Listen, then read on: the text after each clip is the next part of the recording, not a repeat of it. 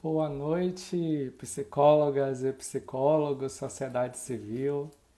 Estamos aqui para mais um evento Sextou com CRP03, onde teremos uma convidada especial. Ela já chegou, fez a solicitação aqui, certo? Eu vou me apresentar rapidamente. Eu sou o Washington Luan. Atualmente estou coordenando a Comissão de Direitos Humanos do CRP03 e hoje nós vamos receber a Leila, que ela é psicóloga convidada da Comissão de Direitos Humanos. Ela solicitou aqui participar.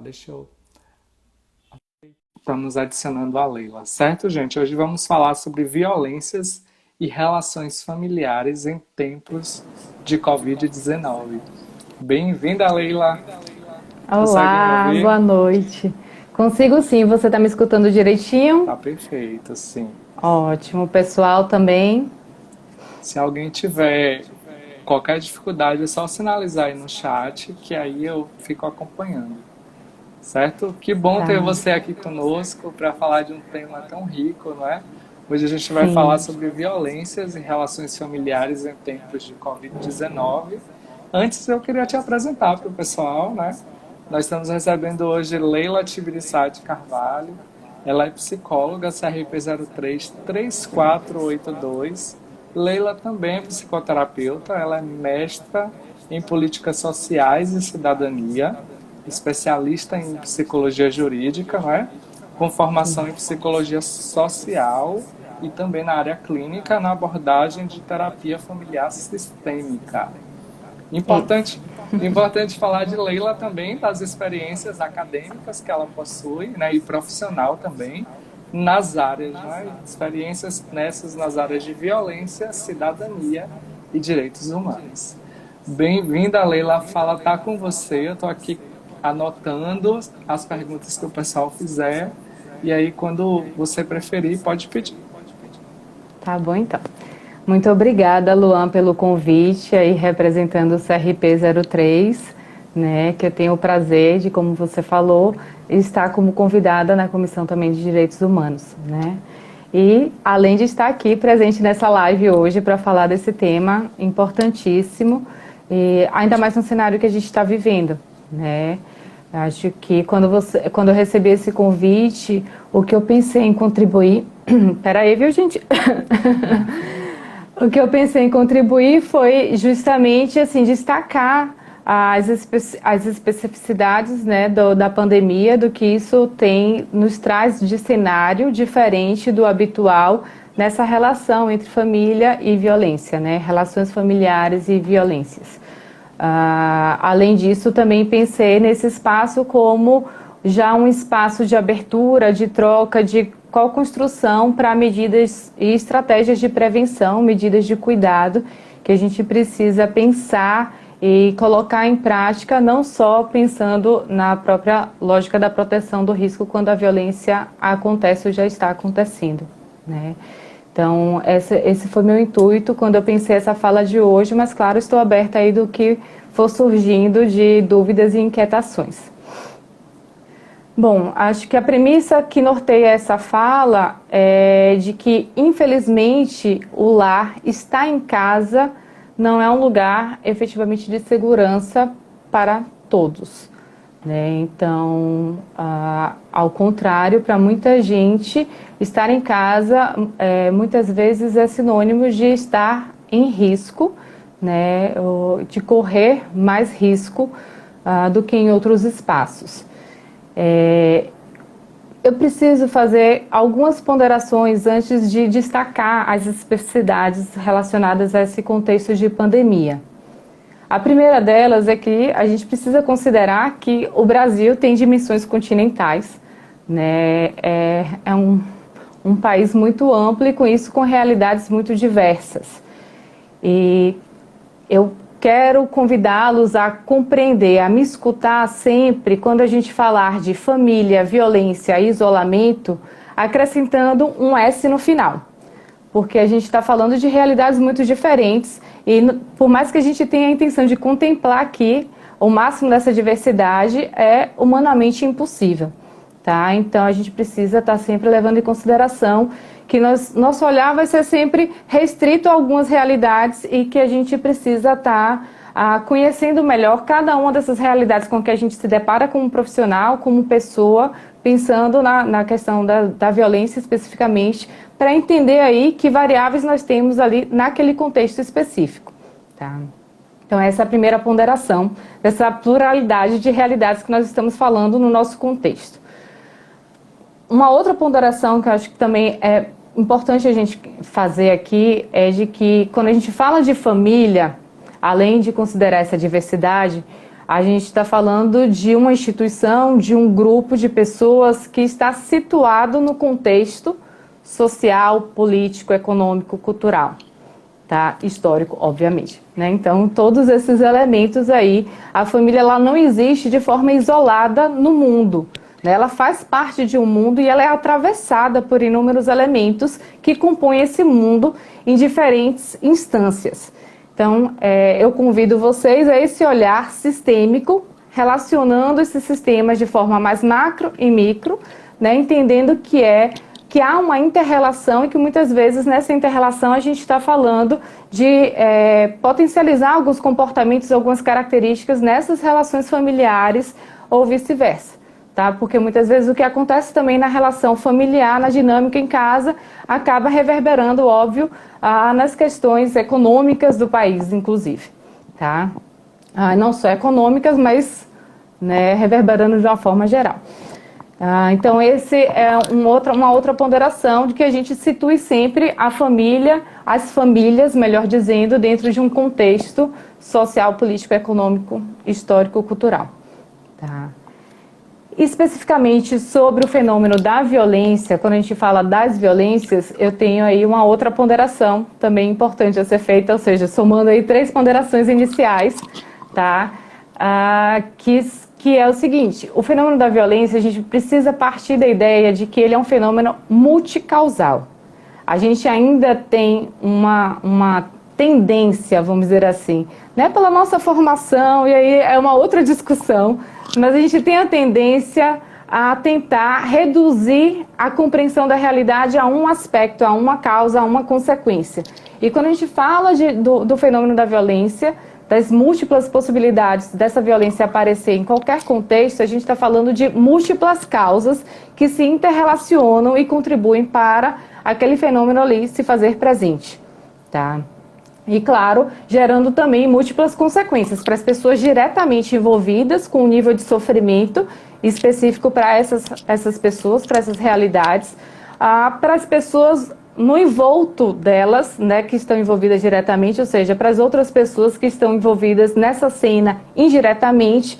E aí a gente pode ir ampliando esse olhar para chegar para o país, para o mundo de uma forma geral, tá? Então, a gente precisa considerar o nível de sofrimento, óbvio, e tentando não cair numa lógica de comparação de sofrimentos do que é mais ou menos, porque tem um sofrimento para quem comete o nível de violência, algum tipo de violência, e tem um sofrimento para quem sofre além dessas outras instâncias de quem está envolvido aí indiretamente também na cena. Tá? Então, a gente está falando de um olhar da psicologia para o sofrimento dessas pessoas, obviamente.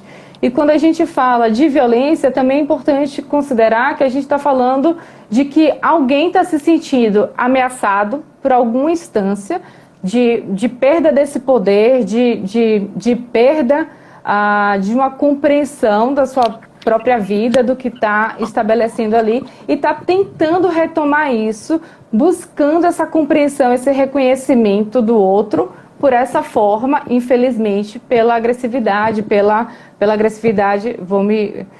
violência, para a gente não confundir agressividade com violência, tá? Acho que esse é um ponto importante.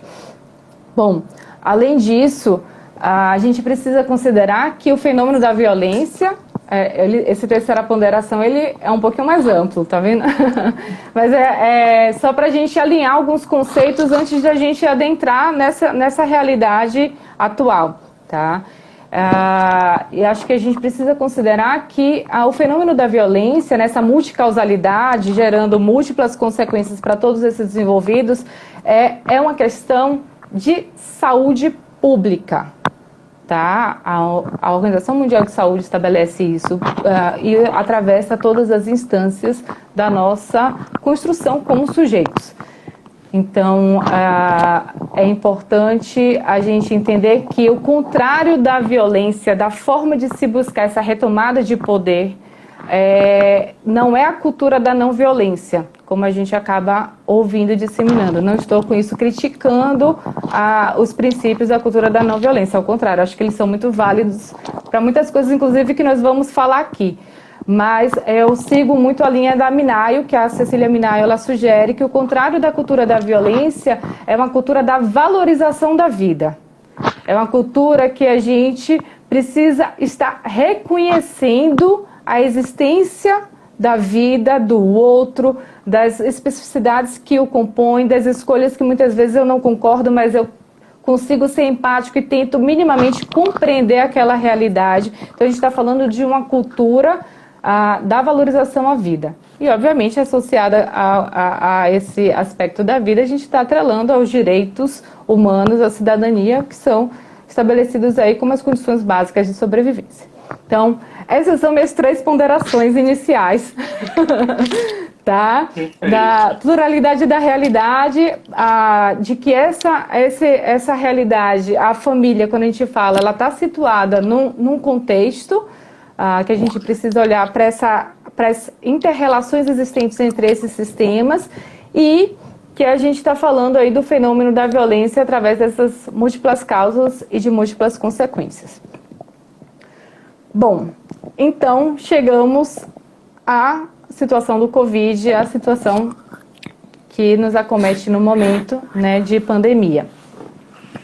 O que temos de específico nessa realidade que nós estamos vivendo que a gente pode estar relacionando e ampliando um pouco esse olhar a partir dessas ponderações iniciais? Creio que a gente precisa primeiro considerar que, na verdade, problematizar que muito tem se falado sobre democracia do vírus, de que assim, o vírus não escolhe a quem ele vai acometer, né? E eu estou questionando junto com vocês, assim, a gente não tem como falar do vírus, a gente não tem nem estudos suficientes para falar sobre o comportamento do vírus. Mas, infelizmente, como ele acomete não é democrático.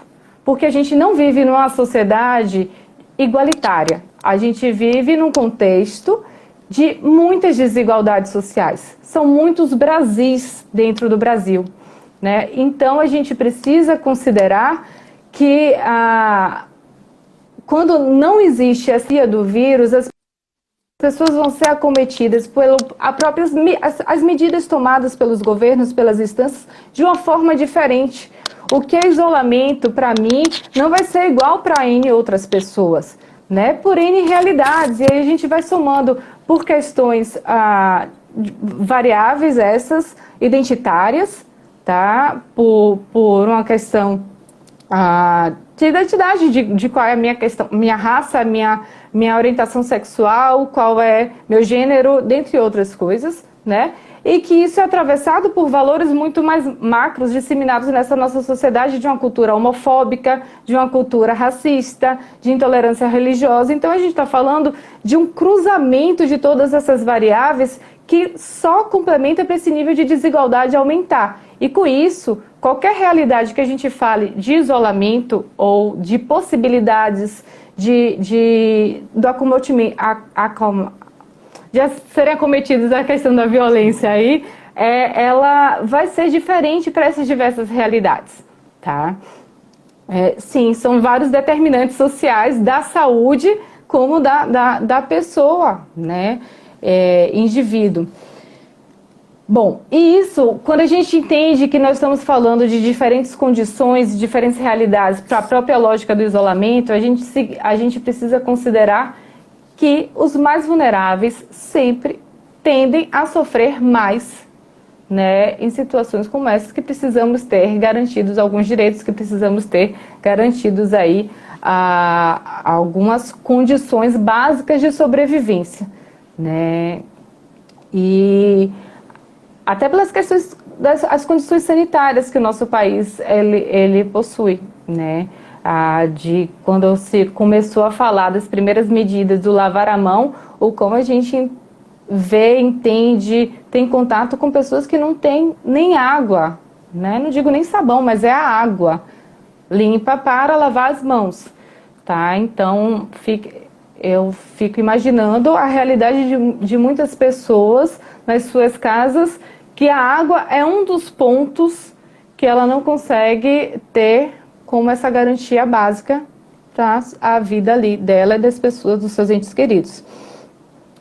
Com isso, a gente já está falando de um tipo de violência, né? Assim, de uma violência institucional, de uma violência do Estado, porque, infelizmente, aí eu preciso tecer uma crítica à nossa situação atual, porque, infelizmente, o nosso governo atual, e aí eu falo da instância federal, que é o que eu entendo que poderia estar tomando medidas mais efetivas e norteadoras para direcionar o nosso país numa melhor condição, considerando essas desigualdades ou tentando amenizar essas desigualdades, ele não está cumprindo com esse papel, tá?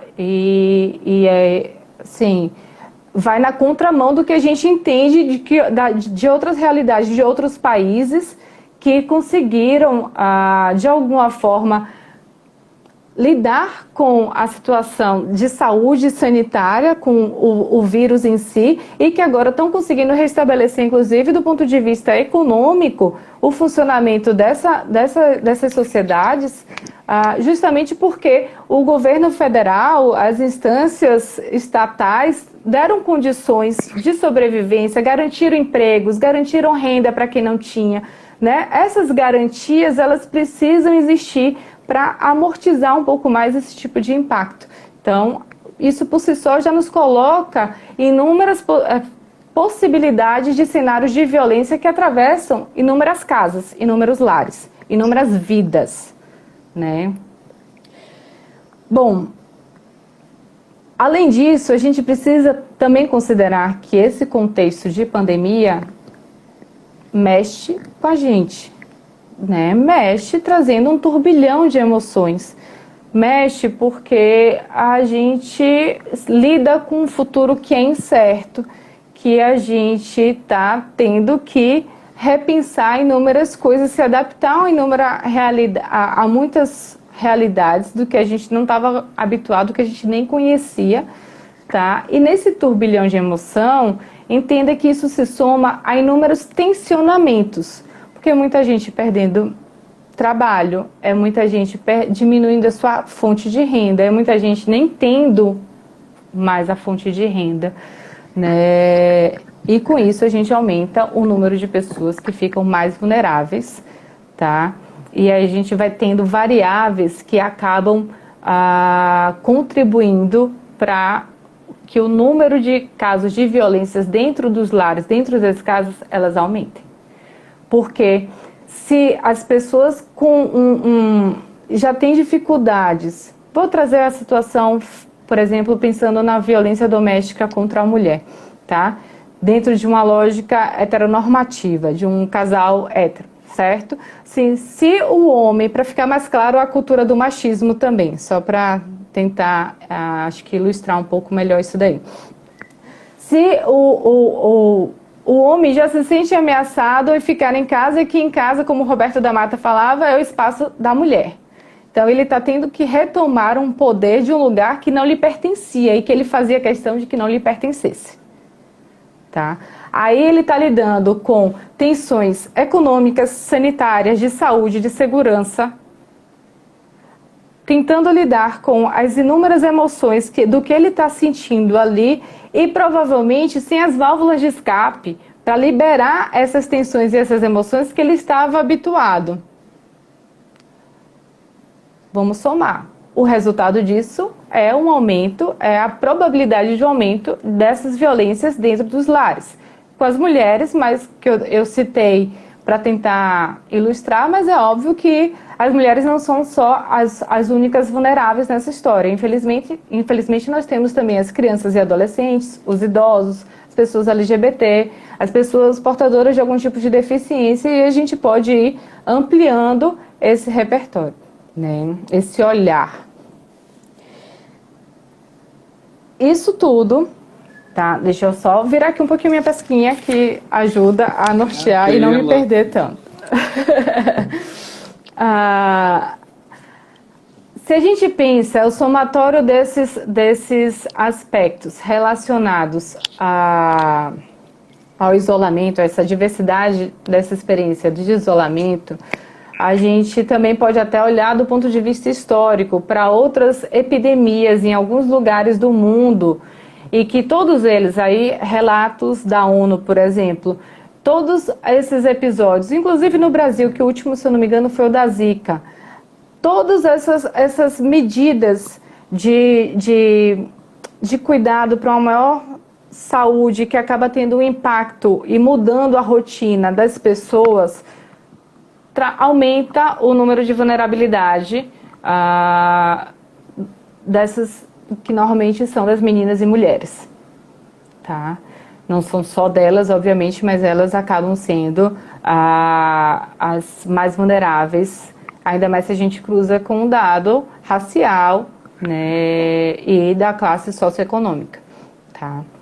Então, infelizmente, é esse o dado. Não à toa, o secretário-geral da ONU, recentemente, agora em abril, se pronunciou falando que o ideal seria que os governos pensassem em medidas para garantir a sobrevivência de uma melhor forma do ponto de vista econômico, social, para as mulheres, que o foco das políticas fossem pensadas para as mulheres, para tentar se restabelecer o funcionamento da sociedade, enquanto estivermos nessa lógica de pandemia e também para uma reestruturação pós-pandemia. Tá? Então fala desse lugar de vulnerabilidade dessas mulheres. E se a gente pensa nesses históricos, como eu estava comentando antes, de outras epidemias, a gente entende que está registrado o aumento de casos de violências nos lares, em casa, doméstico, tá? Seja intrafamiliar, como a gente fala, para a violência da criança e do adolescente, seja doméstica para a mulher, para, né, outras pessoas nessa situação de maior vulnerabilidade. O que a gente tem pensando nos dados de violência relacionados ao Covid-19? A gente já consegue ter cidades, países, né, locais em que já tem uma elaboração maior desses dados, e a gente já consegue perceber, infelizmente, que isso está disseminado no mundo, porque países como Alemanha, Espanha, Estados Unidos, Canadá, ou seja, não é só Argentina e Brasil, tá? Não é só América Latina. Então, está espalhado no mundo, até a Austrália, né? Pensando num lugar mais isolado, vamos dizer assim.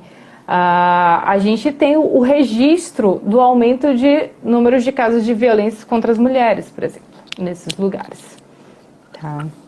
E de dados dentro da nossa realidade Brasil, a gente ainda tem poucos estudos, tá? Porque infelizmente a gente está lidando com a questão da subnotificação, que não é só da pandemia, né? Já é um problema antigo, vamos dizer assim, quando a gente fala das questões de violência, do fenômeno de violência, sempre existiu, sempre houve problemas nessa questão dos registros e notificações, algo que é inclusive estimulado a muitos profissionais de saúde para ficarem atentos, né? Mas é algo que nesse momento da pandemia isso se agrava, se potencializa. Então a gente tem uma dificuldade ainda maior de processar essas notificações, até porque os locais ficam mais restritos de acesso a essas pessoas, das mulheres, das crianças e adolescentes, dos idosos, para recorrerem aos serviços de apoio, acolhimento, né, de orientação jurídica, psicológica, social, né? Então, a gente está falando que quando a gente diminui também a possibilidade de circulação dessas pessoas, a gente está restringindo as possibilidades de que essas pessoas consigam encontrar ajuda em outros lugares, que, por exemplo, para a violência contra a mulher, as unidades de saúde, os hospitais são sempre lugares que costumam dar esse tipo de amparo, né, e cuidado para as mulheres, tá? para as crianças e adolescentes, normalmente a escola é um desses lugares que faz muito esse intermédio com o conselho tutelar e que vai buscar essa defesa das crianças e adolescentes. E quando essas pessoas elas ficam restritas ao ambiente do lar, a gente está contribuindo para quem está se sentindo com o poder, que essa pessoa fique ali mantendo esse poder da forma como ele quiser, do jeito que ele entende. Estou usando ele porque normalmente são essas violências dentro de casa, no ambiente intrafamiliar, são cometidas por homens, mas claro, tem as especificidades, até porque depende muito também do público que a gente está se referindo, tá? Então, retomando, a gente, quando limita essa questão da circulação dessas pessoas, a gente está aumentando também essa maior vulnerabilidade, e aí a gente não tem como, esses dados eles ficam mais comprometidos, tá? A gente não tem muito essa noção dessa realidade de quanto está acontecendo essa violência. Agora imagine, se a gente não tem essa quantidade, não tem como ter essa clareza desses dados, mesmo com isso, a gente já tem um aumento no país, de alguns estados do Brasil, de mais de 50%, como é a realidade de São Paulo e Rio de Janeiro, por exemplo. Tá? Então, a gente tem um aumento de casos no Rio de Janeiro de mais de 50% de casos de violência doméstica contra a mulher. Em São Paulo, já temos dados de um número de feminicídios muito mais alto comparado a qualquer outro ano anterior, tá?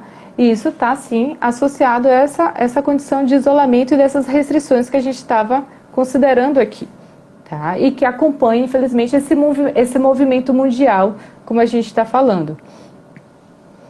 Bom, vou sair um pouco do cenário das mulheres para também não ficar só ilustrando com as violências contra as mulheres, né? Porque, infelizmente, as crianças e adolescentes também têm sofrido muito dentro das casas.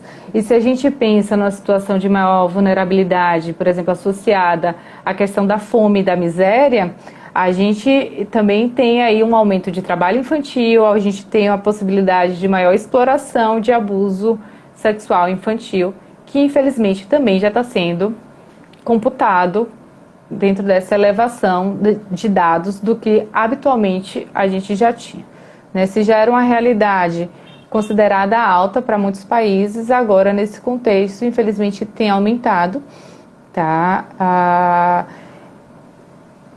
E a gente tem registros, como na África, no momento do Ebola, a gente teve esse aumento da exploração sexual e do abuso. A gente já tem dados aqui, como em Manaus, no Amazonas, isso acontecendo para tentar se lidar com questões da miséria e da fome, que infelizmente tendem a crescer, né? E com isso também tende a crescer não só a violência dentro de casa, mas também fora de casa.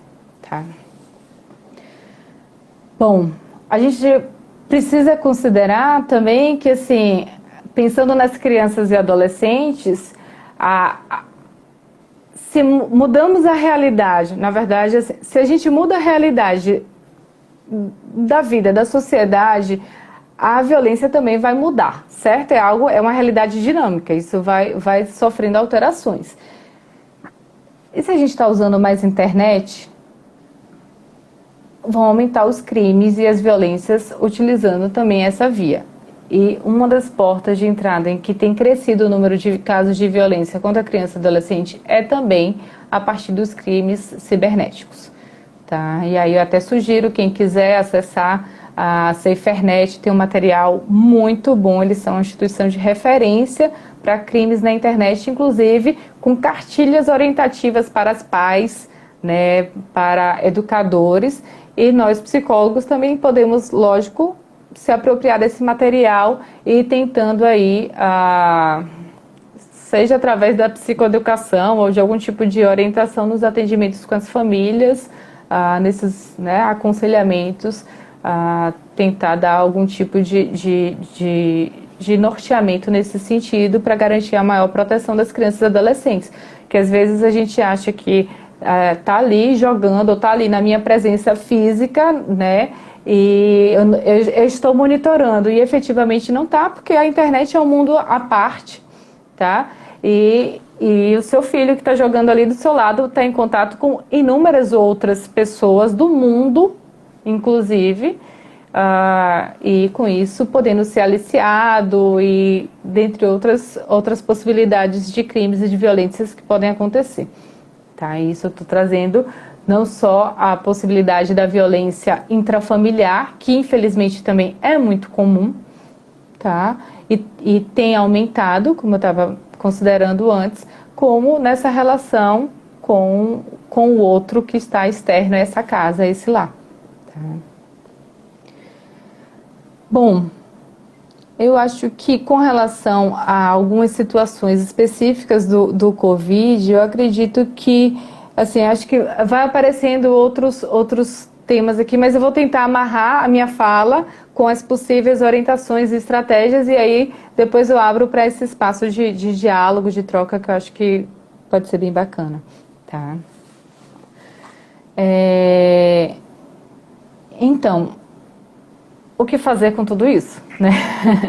Essa é uma pergunta que realmente, quando a gente se depara com situações e realidades como essa, que eu estava tentando descrever minimamente para vocês, eu acho que a gente precisa se fazer, e precisa se fazer como pessoas, né? Como pessoas cidadãs, né? Nesse mundo. Também, obviamente, se somos psicólogos, precisamos pensar e refletir isso do ponto de vista da contribuição profissional também, tá? Acho que é importante a gente pensar que as estratégias de prevenção e de proteção, quando a gente fala das questões da violência, do fenômeno da violência, a gente precisa identificar os riscos, né? Além daquelas especificidades de cada realidade, de cada caso, a gente precisa, justamente considerando essas especificidades, considerar os riscos dessas pessoas existentes nessa cena de violência, para aí a gente pensar em estratégias de prevenção e de proteção. Tá? É mais ou menos essa lógica. Aí você fala, poxa, Leila, mas aí se são especificidades, como é que a gente vai pensar? Porque de alguma forma a gente também tem já dados, experiências anteriores, não necessariamente de Covid, pandemia, desse isolamento que nós estamos, mas tem situações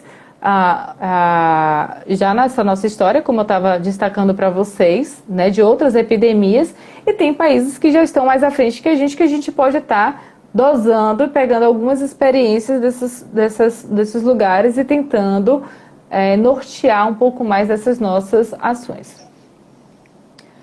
Eu acredito que essas ações a gente pode dividir em dois blocos, tá? Uma mais a curto prazo e a outra mais a médio e longo prazo, por exemplo. Tá? Quando a gente fala do fenômeno da violência. Eu vou começar pelo médio e longo prazo. Porque o médio e longo prazo, na verdade, assim, fica parecendo que não depende de nós, tá? Porque envolve, sim, mudanças maiores de cultura, de valores, de hábitos, de princípios, que tem a ver com a cultura da valorização da vida, de uma cultura da compreensão, da empatia, né?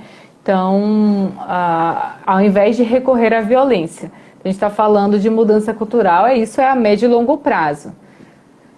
E depende de muitas instituições envolvidas, além de pessoas.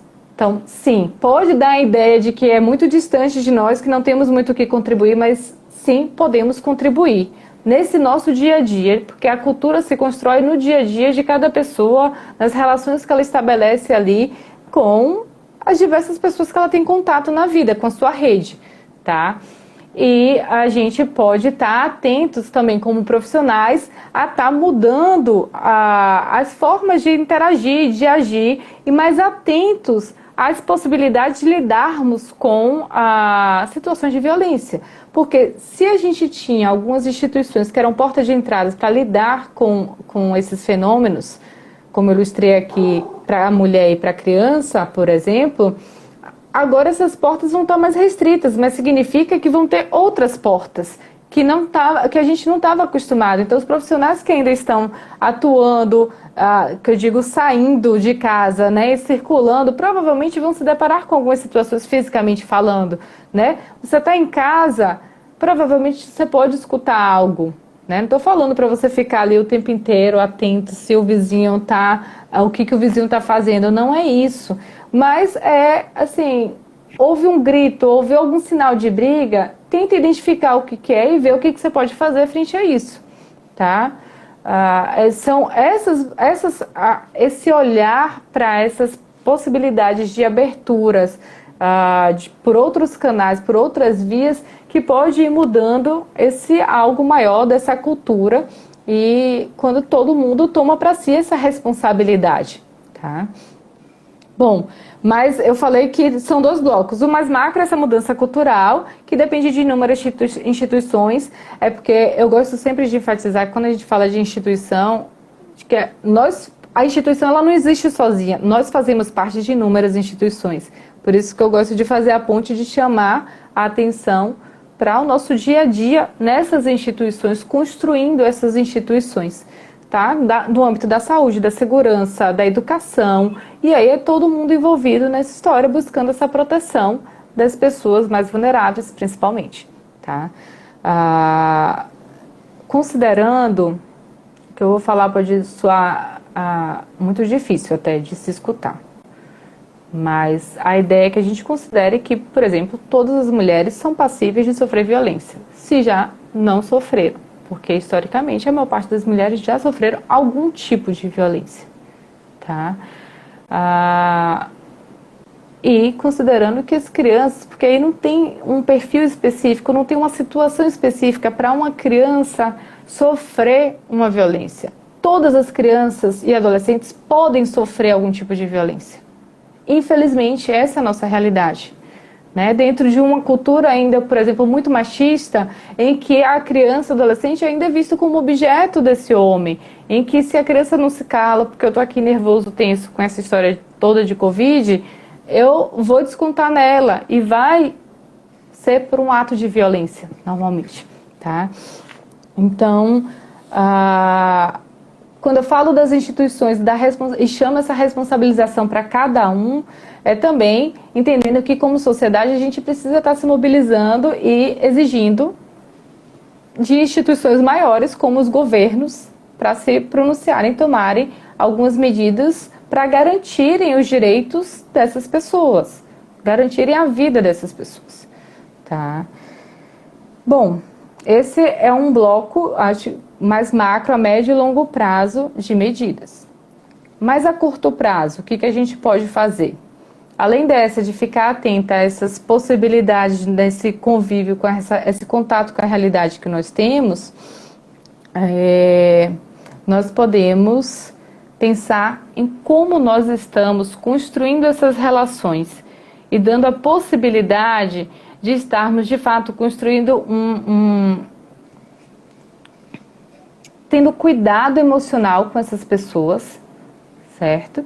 Tendo cuidado emocional por exemplo, com as mulheres, com as crianças e adolescentes, com as pessoas LGBTs, com os idosos das nossas famílias, dos nossos ciclos. Como é que a gente está tendo esse cuidado emocional? Como a gente está falando sobre o que está acontecendo? Como a gente está buscando entender como essa pessoa está se sentindo? Que tipo de garantia, de amparo você está se colocando disponível? Isso estou trazendo para pessoas de uma forma geral. Obviamente, como eu falei há um tempinho atrás, isso se soma com outras responsabilidades nossas como profissionais de psicologia, né? E como nós estamos com isso criando vínculos de confiança, relações de confiança, dando garantias para que, sei lá, a amiga que você conhece, a sua paciente, a sua ex-cliente, a sua vizinha, não sei, pessoas que você conhece que tem histórico de violência na sua vida, que você desconfia de algo que ela possa estar vivendo ou possa ter vivido já. Cria um alerta maior, tenta se manter mais próximo dessas pessoas, de tempos em tempos, manda uma mensagem, procura saber como essas pessoas estão, né? E tenta ali, nessa construção dessa relação, se mostrar disponível para que ela fale o que ela precisar falar, né? Que você vai tentar ajudar a essa pessoa a tentar lidar com aquela situação. Às vezes não vai ser você, você vai buscar ajuda e vai ajudar efetivamente essa pessoa de uma forma, né? De alguma forma, na verdade. Assim, até porque quando a gente está com um nível de sofrimento muito alto, a gente não vai tomar a iniciativa de ficar buscando essa ajuda, ainda mais no caso de quem está sofrendo violência, que vai se sentir muito acuado e ameaçado no controle daquela pessoa que muitas vezes está ali, em casa, e te mantendo cercada, monitorado. Tá? Então, tem que partir de quem provavelmente está de fora. E isso a gente pode ir construindo uma rede de pessoas dentro dessa lógica, desse cuidado, dessa confiança, desse amparo. Tá? Então, eu acho que é mais do que um falar e dar orientação, é meio que um chamamento. Vamos juntos fazer isso, sabe? Que eu acho que a gente pode fazer muita coisa nesse nosso dia a dia. Sei, tá pesado, cada um tem suas dores para lidar com essa situação, mas vamos tentar ajudar também a quem pode estar passando por uma situação de ameaça e risco à própria vida, tá? Não só ficar olhando para as nossas dores, por favor, tá? É meio que é isso, é um chamamento, é um convite de uma forma geral para estarmos atentos a essa realidade, de que a violência ela está aí o tempo inteiro, atravessando o dia a dia de inúmeras pessoas que a gente conhece, que a gente convive, né? Bom, com relação, assim, nessa relação de confiança, acho que tem um ponto importante para a gente destacar, tá?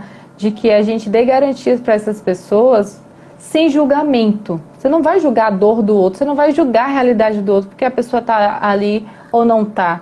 Não lhe cabe esse julgamento. Ela tá difícil e ela não sabe, provavelmente naquele momento, como sair daquilo. Se você pode ajudar, ajude sem esse julgamento, sabe? Acho que se a gente conseguir disseminar isso, e aí como profissionais, por exemplo, ajudar mesmo a circulação dessas medidas, de que isso vá ganhando espaço, né, nas nossas redes de contato. Para os adultos, é recomendado também algumas outras orientações, como salvar números de emergência, salvar números, seja de pessoas conhecidas ou de instituições, de disque denúncia, de polícia, algo nesse sentido. Até a ONU Mulheres criou um robô Isa, que se você fala no Google, ele já entra automaticamente dando orientação, já direcionando o que você quer saber. Às vezes não precisa pegar o celular, porque às vezes não vai dar tempo para isso, tá?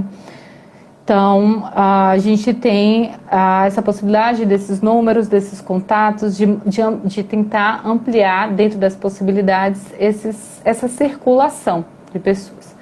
Do ponto de vista das crianças e adolescentes, eu acho que vale muito mais desse diálogo, desse monitoramento das redes sociais, dessas orientações, né, mais de perto mesmo, do ponto de vista, inclusive, educacional.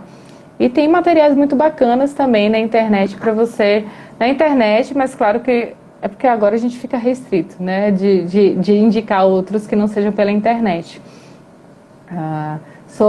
Tem um Que Corpo é Esse, uma série no YouTube, tem série no futuro, e depois a gente pode passar alguns links aí. Então tem algumas cartilhas e vídeos que dá para você, inclusive, assistir junto com a criança e ficar observando mesmo essas pessoas, o comportamento, se há alguma alteração, desconfiou de algo, tenta acionar algum profissional, algum amigo, algum colega, para tentar ver o que é possível fazer, tá? E é isso, acho que do ponto de vista institucional tem grupos que estão se mobilizando, de profissionais inclusive, para se criar esses canais de atendimento, não só online, porque muita gente não tem a internet, infelizmente, ainda mais nessas desigualdades dos nossos vários Brasis, né? Então, canais que sejam por telefone, de orientação por telefone, de usando as instituições de saúde que a gente tem, como ainda a saúde de família funcionando, né? Como é que a gente pode agregar as questões da segurança associadas a isso? Então, isso ainda está sendo pensado, porque a gente está vivendo, né, um momento, e a ideia dessa fala é para justamente a gente tentar viver esse momento ampliando esse olhar para o fenômeno da violência que nos atravessa, a uns mais diretamente, a outros mais indiretamente, e que sim, todos nós podemos fazer algo para mudar essa realidade. Bom, é isso. Tentei correr, porque eu vi o tempo. Perfeito, estamos no tempo, Leila, não se preocupe. A gente está aqui, gente. Primeiro, aproveitar, não é, que a gente deu essa pausa um pouco na sua fala, para contemplar todas e todos que chegaram, né, depois, no decorrer do processo, e lembrar, não é, que assim, hoje é o dia das famílias também. A gente tem essa temática, né, nessa proposta de hoje, enquanto há diversidade mesmo familiar. Não tem como a gente falar em família, como você bem trouxe no início da sua fala. O quanto o Brasil foi estruturado numa lógica de família, muitas vezes até monoparental, onde uma mulher cuida dos filhos e das filhas, não é? Então, que bom a gente ter essa oportunidade de discutir essas questões com você. A gente acaba sendo atravessado por essa lógica de fato, não é, que a gente traz aí da realidade, que a violência contra a mulher grita nesse momento. E aí eu gosto de trazer uma frase, né, da Simone de Beauvoir, que fala assim: basta uma crise política, econômica e religiosa para que os direitos das mulheres sejam questionados. Então isso é algo tão presente, não é, tão agora, principalmente se a gente for olhar, direcionar esse olhar lá para a favela, para as comunidades onde a população negra, as mulheres negras são as que mais morrem em decorrência do feminicídio. Então, situações como essa, pode falar, Leila. Eu ia complementar esse seu dado, assim, que não à toa também o secretário-geral da ONU, né, falou dessa ênfase nas mulheres, justamente por isso, e porque a gente precisa considerar que as mulheres, elas estão na linha de frente, normalmente, tanto dos cuidados com a Covid, porque se a gente pensar nos profissionais de saúde, a maior parte é formada por mulheres. Se a gente pensar no público de trabalhadores informais, trabalhadores domésticos, a gente tem a maior parte formada também por mulheres.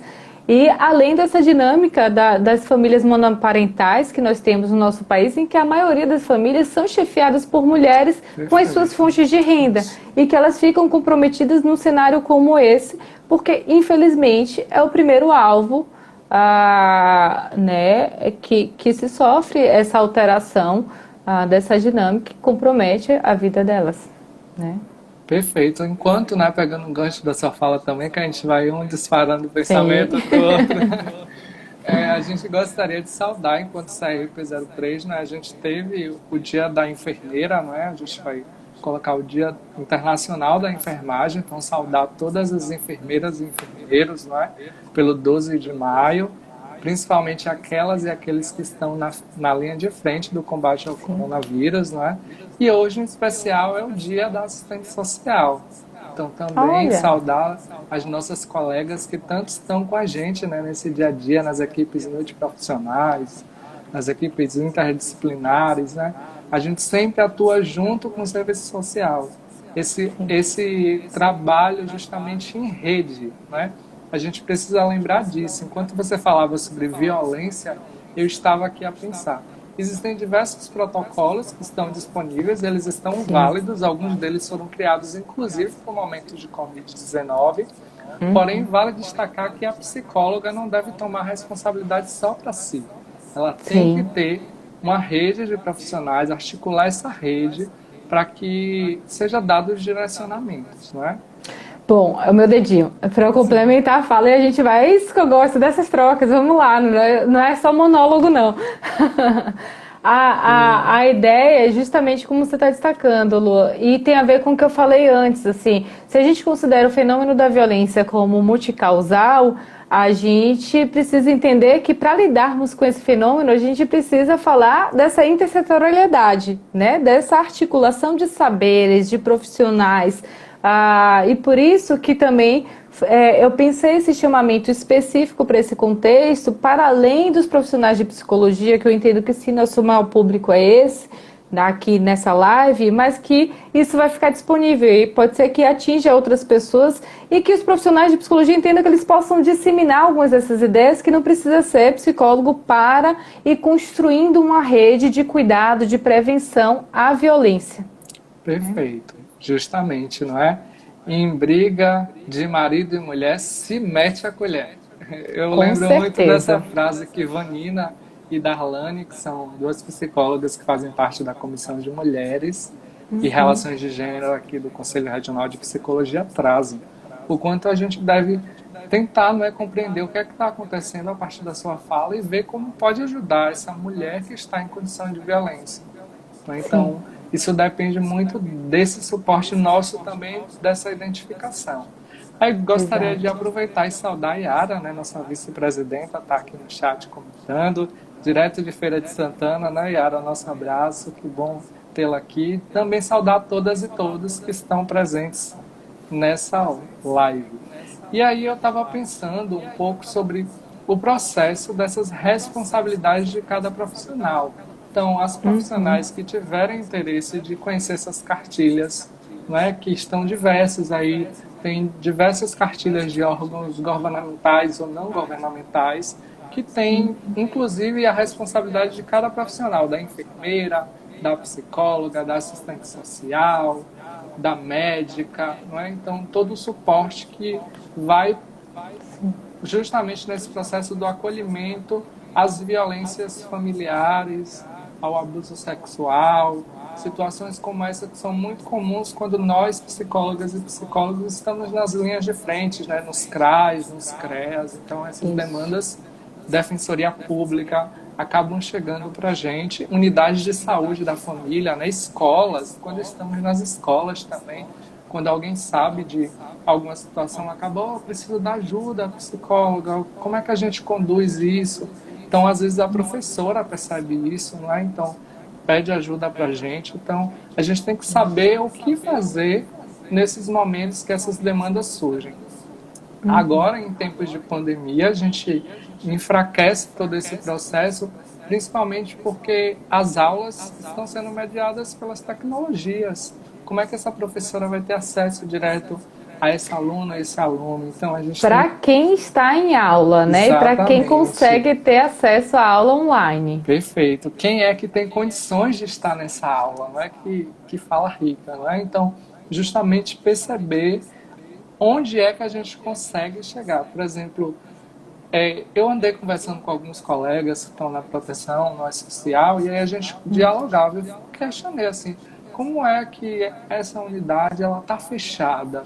Então, algumas garantiram que existe um regime de plantão, onde os profissionais eles fazem revezamento e que eles atendem aquelas e aqueles que, por exemplo, não têm condições de ter um telefone, não têm meios como a internet, mas que vão até a unidade. Então, Isso é importante, Luan, você falar, assim, porque que bom que algumas unidades estão, né, estão atentas. Eu entendo e tenho acompanhado também o trabalho de muitos colegas, né, tanto psicólogos como de outras profissões, preocupados em atender esse tipo de demanda. Mas, infelizmente, nós temos cidades, municípios que os registros são de conselhos tutelares fechados e sem atendimento de plantão, né, que não tem acesso às escolas ou a instituições da própria saúde que não seja relacionado à questão da pandemia. Então, como eu falei, acaba restringindo muito essas portas de entrada, essas portas de pedido de ajuda, né? sim, Para sim. essas pessoas. Infelizmente, eu acho que daí fica o convite nosso como instituição para já como profissionais e instituições, para estarmos pensando em outras medidas, em como possibilitar esse acesso, né, inclusive para públicos como esse, ou cidades como essa, realidades como essa. Perfeito, perfeito, Leila. E assim, eu fiquei a pensar, né, enquanto você falava, o quanto existem três pilares para todo esse processo, né? Então a gente está falando de violências contra violências no contexto familiar, então a gente tem que estar atento de essa psicologia está disponível para quem, de que forma, não é? A gente tem que estar Isso. atento à proteção, que é algo que você traz. Essa proteção, ela acontece em nível de assistência, atendimento, não é? A essa família, essa criança, esse adolescente, essa mulher, a população LGBTI que tanto é expulsa de casa, mesmo em dias como Sim, hoje, não é? Então, quando o pai e a mãe exatamente. sabem de alguma coisa, então acaba gerando um ciclo de violência também. As pessoas com deficiência que constantemente têm seus direitos cortados, basicamente, inclusive dentro da família, as pessoas que estão em situação de uso de álcool e outras drogas. Então, a gente precisa pensar nessa proteção, que é assistência e atendimento, na prevenção da violência, que pode ser via educação, não é? Como a gente dialogou aqui, um processo de autonomia também dessa usuária e desse usuário do serviço, e principalmente uma coisa que a população, de modo geral, reclama, que é o acesso. Como é que eu Sim, tenho acesso aos serviços de justiça? Como é que eu tenho acesso às redes de proteção? Então a gente tem que isso. estar atento a esses aspectos para que a gente possa promover, não é, de Sim. fato, a proteção. Temos Acho cinco perfeita essa minutos para a colo... live cair. Ai, meu Deus. Acho perfeita essa colocação, Luan, porque me lembra do seguinte, de fato, o acesso é uma das grandes questões, por isso que a gente está falando aqui de ampliação dessas portas que já eram restritas para muitas pessoas, já tinha dificuldade, agora então as dificuldades aumentam, né? Elas se intensificam.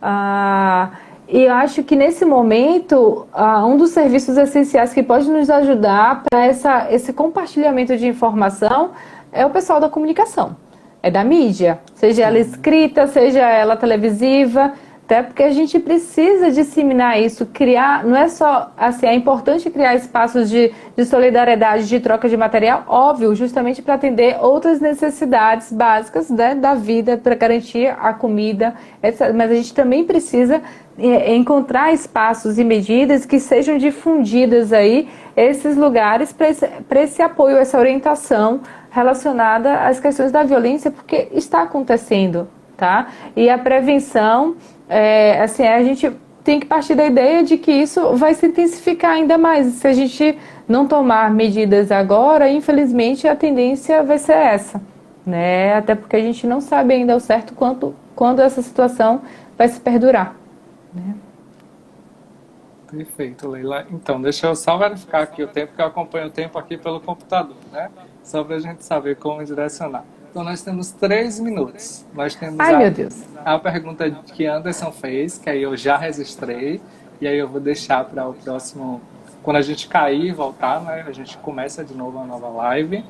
E vou Tá. aproveitar para trazer a afirmação, né? Da nossa colega aqui, sua psicóloga, que traz. Acredito muito na educação enquanto mola propulsora das mudanças. E nós podemos sim ser ferramentas de evidências para os usuários e usuárias a fim de prevenir determinados casos de violência dentro de casa. O quanto, né, você traz aí na sua fala, o quanto a comunicação é importante, a gente usar esses meios para, por exemplo, o Conselho Regional de Psicologia da Bahia está fazendo uma pesquisa que eu convido a todas e todos a responderem, né? A gente está tentando mapear assim, como é que a população está lidando nesse tempo de Covid-19, quais são os impactos na saúde mental e como as psicólogas também estão atuando nessas situações.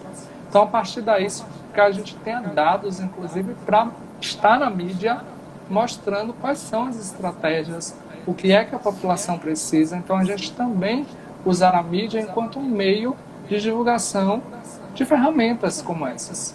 Então, a gente está nesse processo, a pesquisa a gente vai encerrar o primeiro bloco, a primeira amostra, no domingo, 23 horas e 59 minutos e 59 segundos. Então, eu convido a todas e todos para responderem, para que a gente possa, inclusive, trazer propostas como essa de orientação à categoria e à sociedade. E aí, Leila, nós temos 40 segundos. Quer falar Ai, alguma coisa? gente, eu quero agradecer, porque eu sei que a gente tem a oportunidade de continuar a live depois, mas não sei se vai todo mundo continuar conectado, né? Então eu quero agradecer a todos que estavam aqui, que assistiram, participaram de alguma forma desse nosso debate, dessas nossas trocas, né? Que eu fico muito grata de estar contribuindo de alguma maneira aí com a disseminação dessas ideias. E pensarmos aí nessa mudança de cultura, de valorização à vida. Voltem, gente. A gente vai iniciar de novo, um agora. É só porque às Vamos vezes lá, algumas mais pessoas perguntas para a gente continuar. mandem perguntas já. A gente vai até umas 20h30, né? Acho que o horário 20h30 a gente encerra. Mas a ideia